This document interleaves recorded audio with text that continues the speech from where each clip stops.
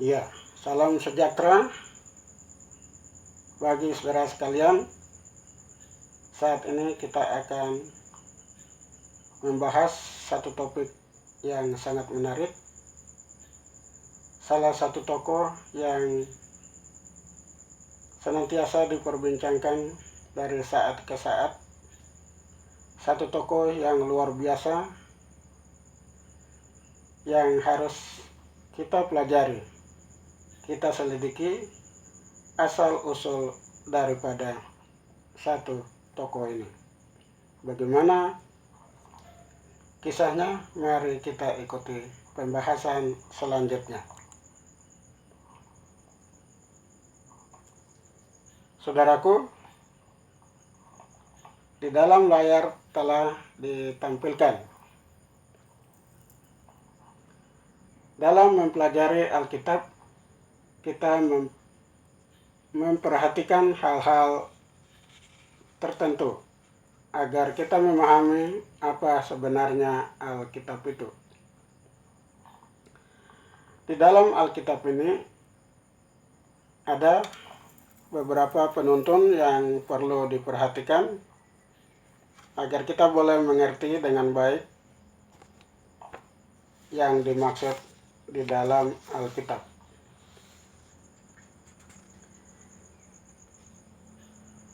Alkitab ini berisi beberapa catatan.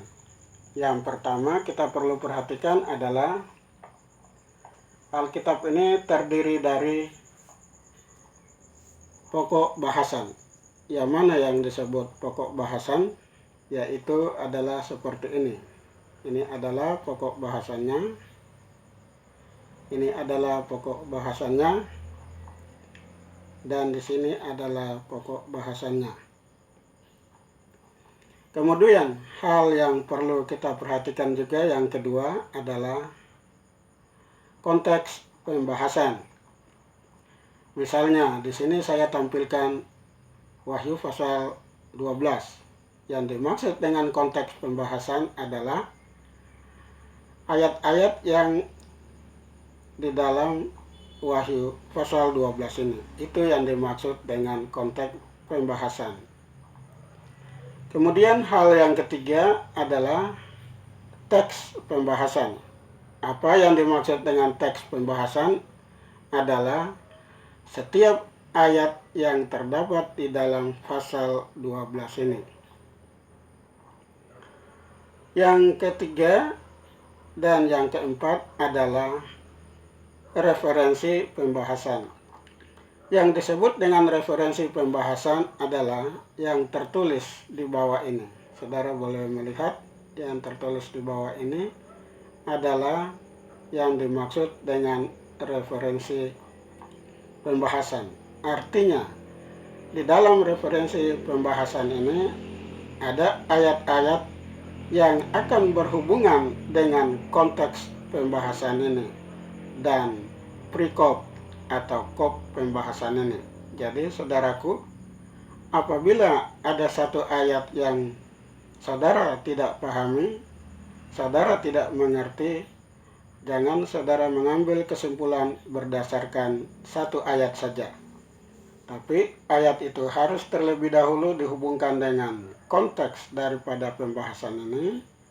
Kemudian saudara juga hubungkan dengan perikop daripada pembahasan ini. Dan yang terakhir adalah dihubungkan dengan referensi daripada pembahasan ini. Itulah yang dimaksud dengan cara mempelajari Alkitab dengan baik dan benar, agar kita tidak salah memahami apa yang dimaksud.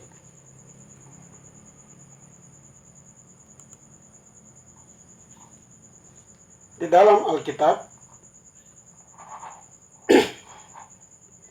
ada disebut informasi awal. Informasi awal ini dikatakan di dalam Alkitab memberitahukan kepada kita agar kita boleh mengetahui bahwa apa saja yang ditulis di dalam Alkitab. Di dalam Alkitab dikatakan bahwa pada mulanya adalah firman. Firman itu bersama-sama dengan Allah dan firman itu adalah Allah. Saudaraku, kata bersama-sama ini akan saya jelaskan pada video yang akan datang. Ayatnya yang kedua mengatakan, ia pada mulanya bersama-sama dengan Allah. Segala sesuatu dijadikan oleh Dia, dan tanpa Dia tidak ada satupun yang telah jadi dari segala yang telah dijadikan. Ayatnya yang keempat, dalam Dia ada hidup, dan hidup itu adalah terang manusia. Dan ayatnya yang kelima, terang itu bercahaya di dalam kegelapan, dan kegelapan itu tidak menguasai. Saudaraku,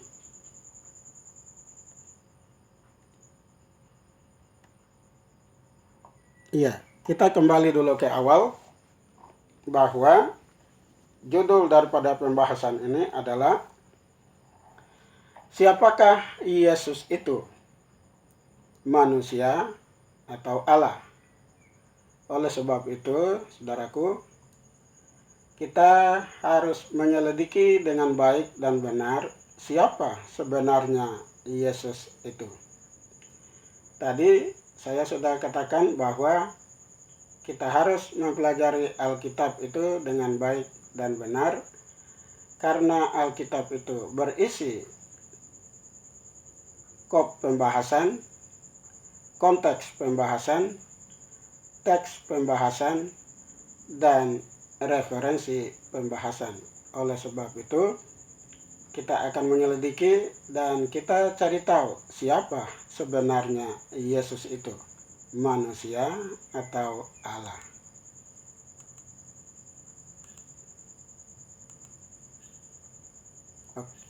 Di dalam Matius 28 ayat 18, Yesus mendekati mereka dan berkata, kepadaku telah diberikan segala kuasa di sorga dan di bumi. Saudaraku, ayat-ayat tadi mengatakan tentang informasi awal bahwa Yesus adalah firman. Firman itu adalah Allah. Jadi, sebelum firman itu datang ke dunia ini, diberitahukan terlebih dahulu agar manusia mengetahui bahwa firman Allah itu akan datang ke dunia ini. Jadi sebelum segala sesuatu itu jadi, disampaikan terlebih dahulu. Maka Alkitab itu dikenal dengan nubuatan. Nubuatan itu dibagi 3, nubuatan awal, nubuatan sekarang, dan nubuatan yang akan datang. Kemudian kita lanjut ke bagian yang berikut. Lalu bagaimana dengan firman Allah itu? Siapakah firman itu? Kita cari tahu dulu siapakah firman itu. Firman Allah itu adalah kalimat Allah, sabda Allah, suara Allah, kata-kata Allah, dan perkataan Allah. Dari sebutan-sebutan di atas, maka kesemuanya ini disebut firman Allah.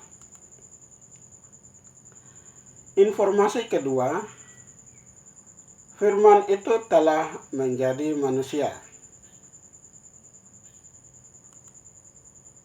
Di dalam Yohanes 1 ayat 14, firman telah menjadi manusia dan diam di antara kita, dan kita telah melihat kemuliaannya, yaitu kemuliaan yang diberikan kepadanya sebagai anak tunggal Bapa, penuh kasih karunia dan kebenaran.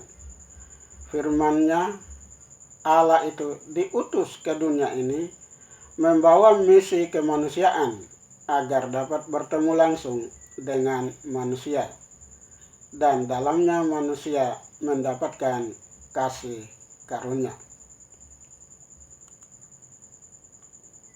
Saudaraku, kita akan pelajari mengapa firman itu harus menjelma menjadi manusia. Di dalam Yohanes 1 ayat 18 dikatakan bahwa tidak seorang pun yang pernah melihat Allah, tetapi anak tunggal Allah yang ada di pangkuan Bapa, dialah yang mengatakan. Jadi saudaraku, yang mengatakan bahwa tidak ada seorang pun yang pernah melihat Allah adalah Allah sendiri yang mengatakan. Perkataan itu datangnya dari Allah sendiri. Itu bukan perkataan manusia.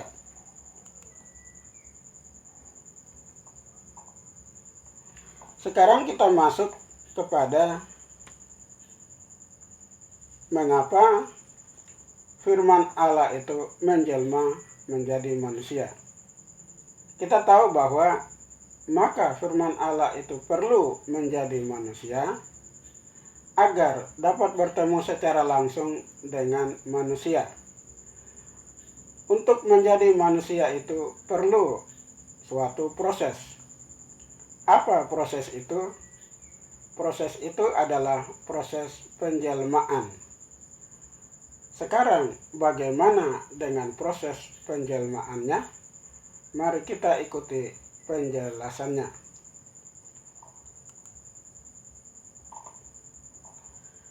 Bagaimana proses penjelmaan? Yaitu melalui proses kelahiran. Saudaraku, kita boleh baca di dalam Matius 1 ayat 21. Ia akan melahirkan anak laki-laki dan engkau akan menamakan dia Yesus. Di dalam Lukas 1 ayat 31.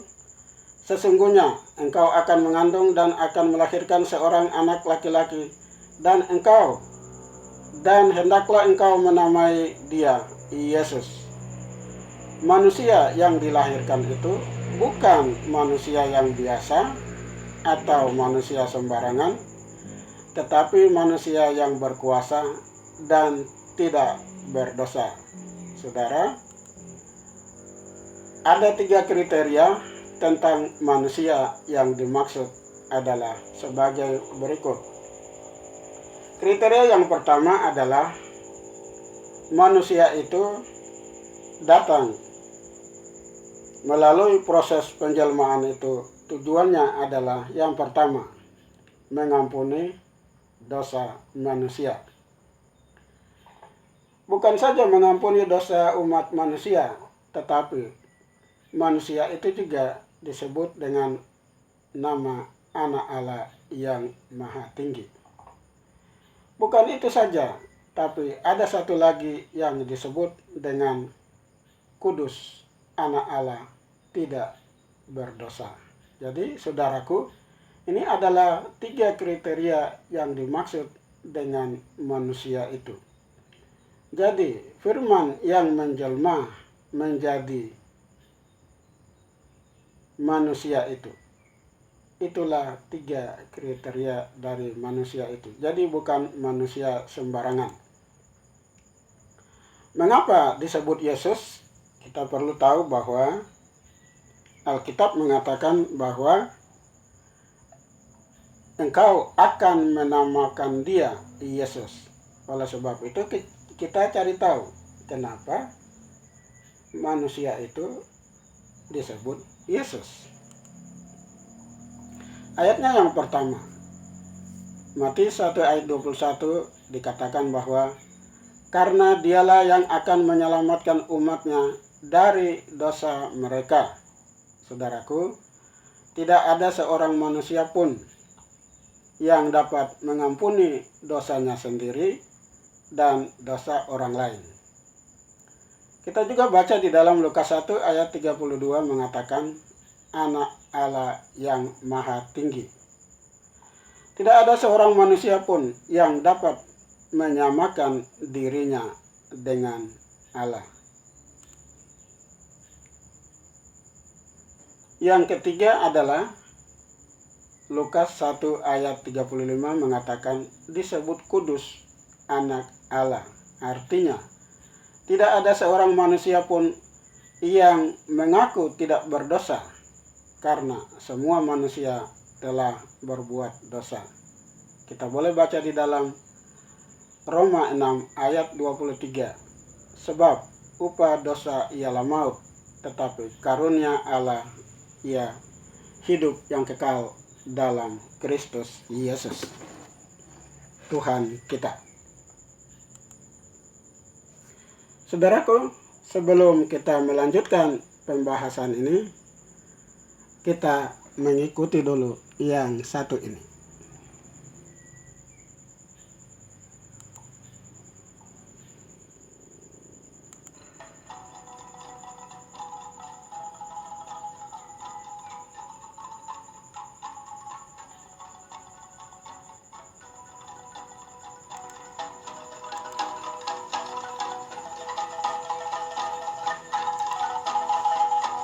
Jangan takut, hai sang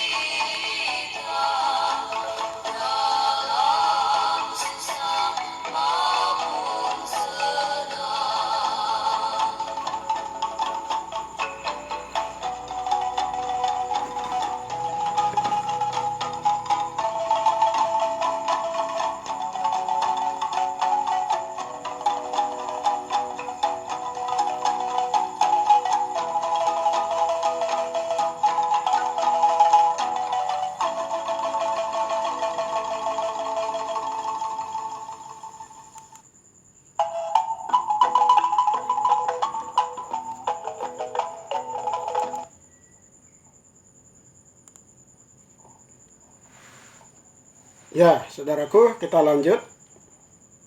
Tadi kita telah mempelajari bahwa firman-Nya Allah itulah yang menjelma menjadi manusia. Lalu kita telah mengetahui bahwa firman itu adalah perkataan Allah atau sabda Allah. Sekarang kita lanjut dengan firman yang menjelma menjadi manusia itu, namanya Yesus. Lalu, siapa yang memberikan nama Yesus? Dan siapa yang memberitahukan kelahiran Yesus? Saudaraku, kita akan baca di dalam Alkitab.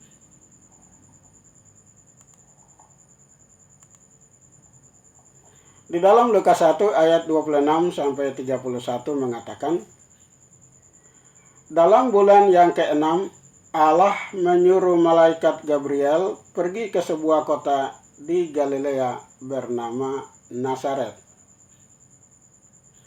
Jadi,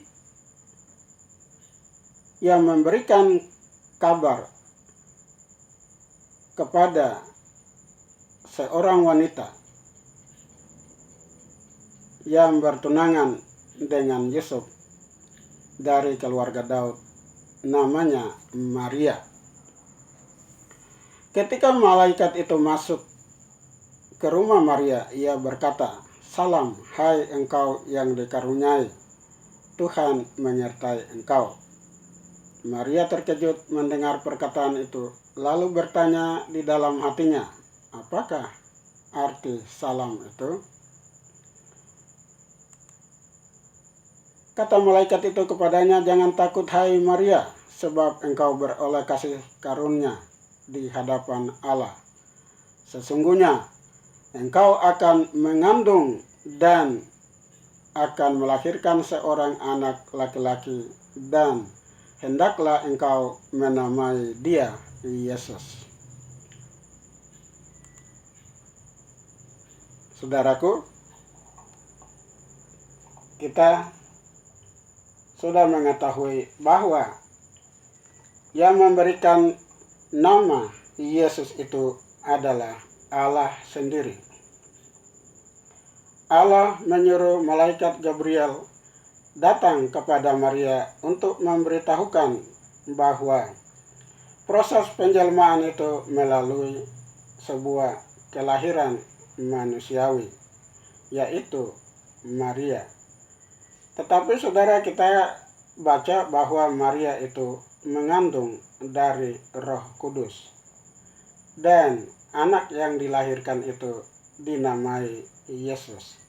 Jadi yang memberikan nama Yesus itu bukan manusia, tetapi adalah Allah yang memberikan nama Yesus itu kepada firman yang telah menjadi manusia itu. Sudah jelas bahwa firman yang menjadi manusia itu namanya Yesus, dan yang memberikan nama Yesus itu adalah Allah sendiri. Saudaraku, kita akan lanjut ke pembahasan yang berikut, yaitu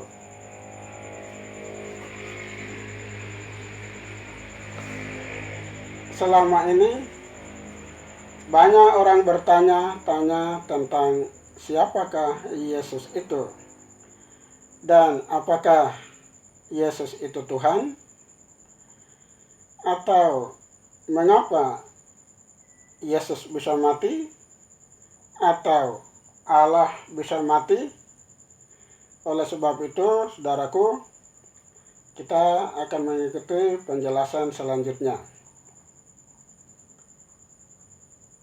Di dalam Alkitab, Yesus dan Alkitab sama-sama tidak mengatakan bahwa Yesus itu Tuhan selama Yesus berada di dunia ini.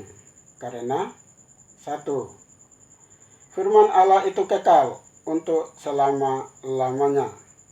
Kita bisa baca di dalam Keluaran 20 ayat 1 sampai 6. Yang kedua, firman Allah itu kekal dan tidak dapat berubah. Kita dapat baca di dalam Ulangan 6 ayat 4 dan Markus 12 ayat 29 dan 32. Itulah sebabnya tidak boleh ada ucapan-ucapan tambahan di dalam firman Allah, agar jati diri Allah sebagai pencipta langit dan bumi serta semua mata air tetap terjaga dan terpelihara untuk selama-lamanya di dunia ini sampai di dunia baru nanti. Jawaban Yesus adalah terdapat di dalam Keluaran 20 ayat 1 sampai 6 sebagai berikut. Ayatnya yang pertama, lalu Allah mengucapkan segala firman itu, Akulah Tuhan Allahmu yang membawa engkau keluar dari tanah Mesir dan tempat perbudakan. Ayatnya yang ketiga, jangan ada padamu Allah lain di hadapanku. Jangan membuat patung bagi yang menyerupai apapun yang ada di langit di atas, atau yang ada di bumi di bawah, atau yang ada di dalam air di bawah bumi. Ayatnya yang kelima, jangan sujud menyembah kepadanya atau beribadah kepadanya, sebab aku, Tuhan Allahmu, adalah Allah yang cemburu, yang membalaskan kesalahan bapa kepada anak-anaknya, kepada keturunan yang ketiga dan keempat dari orang-orang yang membenci aku. Ayatnya yang keenam, tetapi aku menunjukkan kasih setia kepada beribu-ribu orang, yaitu mereka yang mengasihi aku dan yang berpegang pada perintah-perintahku.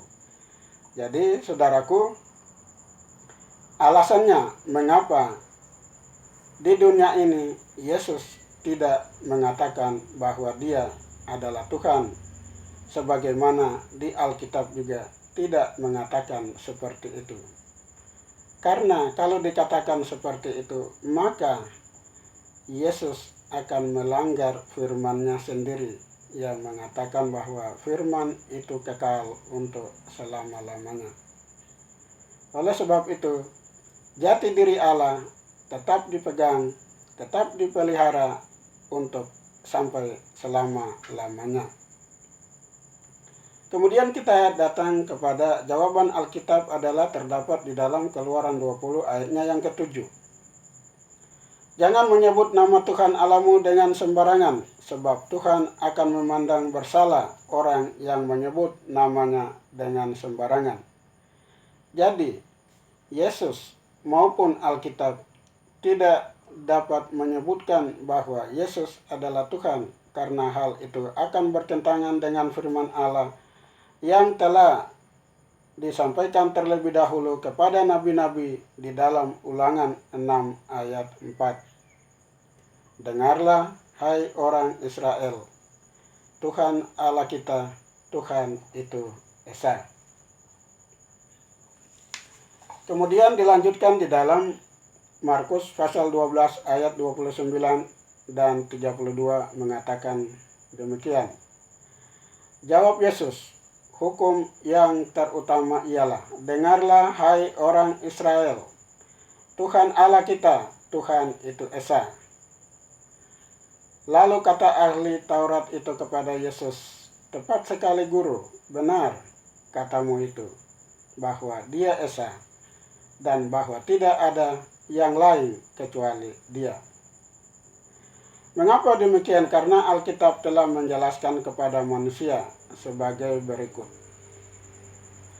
Firman itu telah menjadi manusia dan diam di antara kita, dan kita telah melihat kemuliaannya, yaitu kemuliaan yang diberikan kepadanya sebagai anak tunggal Bapa, penuh kasih karunia dan kebenaran. Jadi, Yesus itu bukan Tuhan, tetapi itu adalah firman Allah selama Yesus berada di dunia. Jadi, saudaraku, telah jelas kepada kita bahwa siapa sebenarnya Yesus itu. Yesus itu adalah firman-Nya Allah yang menjelma menjadi manusia. Dan manusia itu diberi nama Yesus. Dan yang beri nama Yesus itu adalah Allah sendiri. Dan kita ketahui bahwa manusia atau firman yang menjelma menjadi manusia itu bukan manusia yang sembarangan, tetapi manusia yang berkuasa, anak Allah yang maha tinggi, tidak berdosa, dan sanggup mengampuni dosa manusia. Kita bisa menyaksikan berbagai mujizat-mujizat yang telah dilakukan oleh Yesus selama di dunia ini kepada orang-orang Yahudi atau orang-orang Israel pada saat-saat yang lalu. Jadi telah jelas bahwa manusia itu bukan manusia sembarangan. Dan Yesus itu adalah firman Allah yang menjelma menjadi manusia. Saudaraku, demikian pembahasan ini. Kiranya saudara boleh mendapatkan manfaatnya dan diberkati Tuhan. Ikuti terus Cindy Geek Channel dan jangan lupa Anda subscribe, maka Anda akan mendapatkan topik-topik yang menarik lainnya. Tuhan memberkati.